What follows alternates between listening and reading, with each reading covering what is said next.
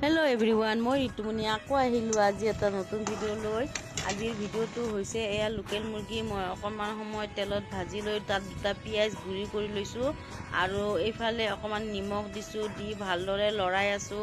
আৰু লগত মই এইফালে মিক্সিৰ সৰু বাটিটোত অকমান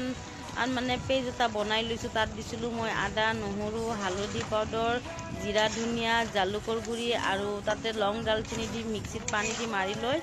এনেদৰে ভালদৰে লৰাই আছো যেতিয়ালৈ মানে নহৰু বা মছলাৰ গোন্ধটো নাযায় কেঁচা গোন্ধ তাত মই অকমান পানী দি আকৌ ভুনিছো অলপ সময়